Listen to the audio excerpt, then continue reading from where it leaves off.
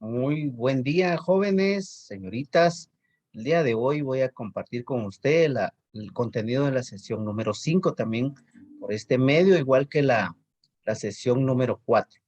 Hoy vamos a ver, voy a compartir con ustedes esta parte bien importante también, yendo por ahí un poco con la secuencia de la diversidad de los seres vivos. Y los seres vivos, desde luego, que están constituidos por células. Y hoy vamos a ver algunas características de las células procariotas y las células eucariotas, también llamadas procariontas o también llamadas eucariontas en su momento por ahí en alguna bibliografía.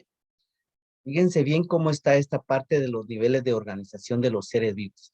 Ya vimos por ahí de manera muy general qué tipo de organismos hay, unos que tienen sistemas, otros que tienen tejidos, pero detrás de eso hay una organización, digamos, más complicada, más minuciosa, microscópica, y que la vamos a ver ahorita cómo están de alguna manera organizados. Niveles de organización de los seres vivos, clasificación de los bioelementos. Cuando uno habla de bioelementos, está hablando de elementos que ayudan a los organismos, es decir, que componen a un ser vivo. Vamos a ver los bioelementos, los seres vivos en los que se encuentran, porcentaje en los que aproximadamente los parámetros se encuentran en los seres vivos y cuál es la función. Veamos por acá estos bioelementos, por ejemplo, que son los principales, ¿verdad? El carbono, el hidrógeno, el oxígeno, el nitrógeno, el fósforo y el azufre. ¿En qué organismos se encuentran? En todos, ¿sí? El CHOMS, llamado CHOMS, ¿verdad? En biología se llama el famoso CHOMS, ¿verdad? Que es ahí, todos esos elementos son esenciales para todos los seres vivos, de todos los reinos, ¿verdad? De los 5 reinos que nosotros pues ya conocemos, ¿verdad? Carbono, hidrógeno, oxígeno, nitrógeno, fósforo y azufre. Todos los organismos. Porcentaje en que se encuentran mayor a 99%, ¿verdad? Mayor que, ¿verdad? ¿Cuál es la función? Componentes fundamentales de las biomoléculas. En las biomoléculas van a ser los carbohidratos, los lípidos y las proteínas. A eso le vamos a llamar biomoléculas y sus componentes van a ser estos bioelementos. Vamos a ver otros bioelementos. Está el sodio, el potasio, el calcio, el magnesio y el cloro. Fíjense bien, vuelvo a repetir, si no ustedes por ahí listos investigan y hacen su trabajo de portafolio. Sodio, potasio, calcio, magnesio y cloro, ¿sí? Ustedes dicen, ahí solo nos dio eso, de repente ustedes ven cuál es la función del sodio, cuál es la función del potasio, cuál es la función del calcio, el magnesio y el cloro. ¿En qué organismos se encuentran? En todos también. Y se encuentran en menor al 1%, menor al 1%. ¿Qué función realizan? Regulan procesos fisiológicos, es decir, de función, ¿sí? De funcionamiento. Por ejemplo, el sodio, el potasio y el cloro ayudan a esa parte de los electrolitos, es decir, mantienen los niveles, digamos, fisiológicos normales de la circulación sanguínea, por ejemplo. Tenemos otros elementos, los llamados oligoelementos, que están en cantidades muy pequeñas, pero que son también fundamentales y que son esenciales para un organismo. Está el hierro, el cobre, el zinc, el manganeso y el cobalto.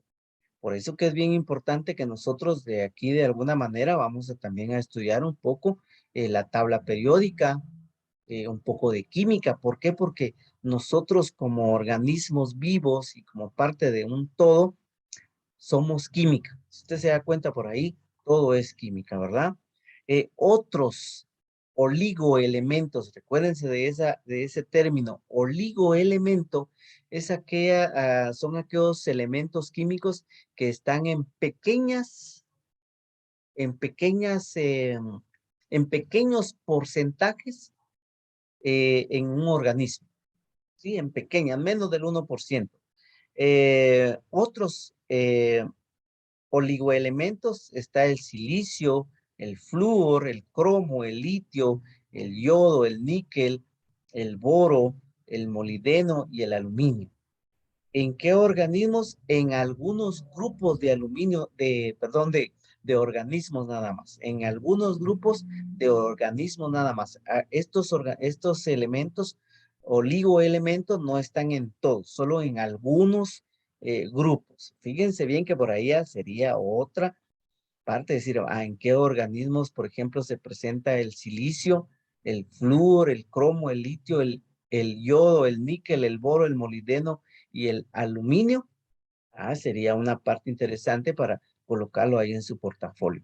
Menor al 0,1%. ¿Cuál es la función de esos oligoelementos? Imprescindibles para algunos procesos fisiológicos también, ¿verdad? Ahí tenemos nosotros la importancia. Vamos a ver acá otros oligoelementos: el arsénico, el bromo, el galio, el selenio, el wolframio, el vanadio, hasta 70 bioelementos más que son esporádicos. ¿Qué quiere decir? Que a veces se presentan y a veces no. Son esporádicos que se presentan, ¿verdad? Son casi que se encuentran, pero que de alguna manera no tienen mayor relevancia si hace falta alguno de ellos, ¿verdad? A veces están, a veces no, pero sí llevan también alguna función de procesos fisiológicos, ¿verdad? Algunos. Vamos a ver ahora acá la clasificación de las biomoléculas.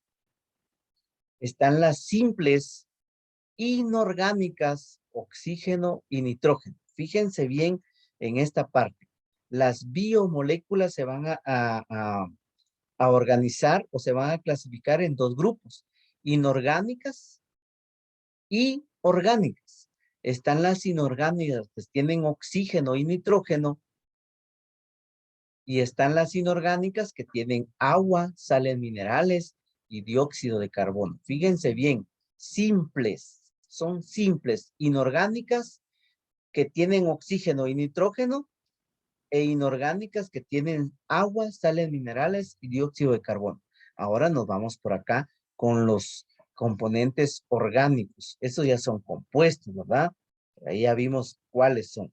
Eh, Aquí podemos decir nosotros, pequeñas, ¿sí? Pequeñas moléculas o biomoléculas orgánicas. Vamos a ver pequeñas como los glúcidos, los aminoácidos, los lípidos, los nucleótidos y los péptidos, ¿verdad? Por aquí solo les hago referencia: los glúcidos están relacionados con el azúcar, los aminoácidos con las proteínas, los lípidos con las grasas, los nucleótidos con los ácidos nucleicos, perdón, con eso es el ADN y el ARN.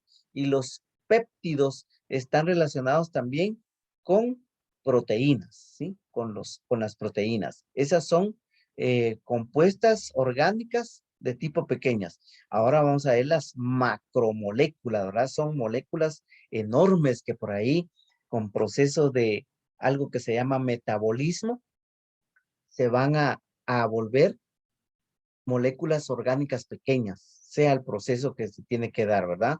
Que está el catabolismo, el anabolismo y el anfibolismo en todo caso. Entonces, las macromoléculas, una de ellas, las proteínas, esenciales para la vida, desde luego.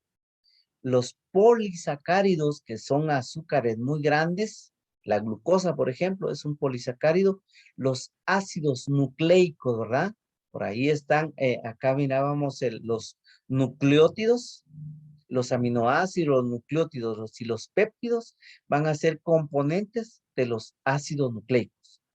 Y por ahí tenemos nosotros en los organismos que se encuentran en una euglena, en los protozoarios, en algunas algas y en tejidos vegetales, van a servir estas, tanto las inorgánicas como las orgánicas, pues se van a encargar de velar porque todo eso se encuentre en buen funcionamiento, ¿verdad? Los seres unicelulares son los que solo tienen una célula, tienen agua, tienen nutrientes, también hay desecho. Los unicelulares realizan lo que realiza un organismo, valga la redundancia por ahí, van a realizar la función que realiza un organismo superior, es decir, multicelular. Pero sí, también se nutre, también hace desechos, también libera gases, etc. El procarión es una sola molécula de ADN circular sin membrana nuclear que lo envuelve, el núcleo eucariota con membrana nuclear, contiene numerosas y largas moléculas de ADN que están organizadas de forma muy compleja. Ese es el procarión, digamos, o la célula procariota. Tiene por ahí una complejidad, ¿sí? Componentes de las células, eh, prácticamente de todas las células de todos los organismos, con excepción de la célula, de los organismos del reino Monera, y de ahí de las bacterias también. Los organismos procariotas son los más pequeños entre los seres unicelulares, las bacterias, ¿verdad? Los tamaños de la mayoría de las bacterias está entre 0.5 y 3.0 UMA, ¿verdad? Por ahí una UMA es equivalente a 10 a la menos 9 por ahí. Son muy inferiores a las de las células eucariotas, entre 10 y 100 UMA, ¿verdad? Vamos a ver aquí la célula eucariota y la célula procariota. Vamos a ver acá. La célula eucariota se va a subdividir en célula animal y célula vegetal y va a tener todos estos componentes que luego los vamos a ver qué es la célula, vamos a ver un poco la historia de la célula y vamos a ver los componentes de la célula también. Para poder observar y que esté esta imagen plasmada acá donde yo les estoy presentando, se hace necesario el uso del microscopio. Entonces hoy la actividad es bien sencilla. Va a escribir, usted va a buscar por ahí en alguna imagen ahí en la red encuentra, pero para que haga un repasito, cuáles son las partes de un microscopio óptico, ¿verdad? Por ahí van a encontrar ustedes el ocular, van a encontrar por ahí el revólver, los objetivos, la platina, el tornillo micrométrico, el macrométrico, las pinzas, etcétera, van a encontrar ustedes por ahí y le van a colocar en, eh, en cada espacio el nombre, ¿verdad? Ustedes, bueno, lo van a tener que imprimir desde luego para poderle colocar el nombre por ahí a esas partes del microscopio. Y con eso vamos a terminar. Esa es la actividad que ustedes van a realizar con, de acuerdo al contenido de la actividad del día de hoy. Entonces, esa es la guía número 5, el contenido, un poco explicado, y con todo y su actividad, que es relativamente bastante sencilla. Bien, jóvenes, para mí ha sido mucho gusto compartir nuevamente esta sesión, la número 5. Nos seguimos saludando más adelante. Hasta luego.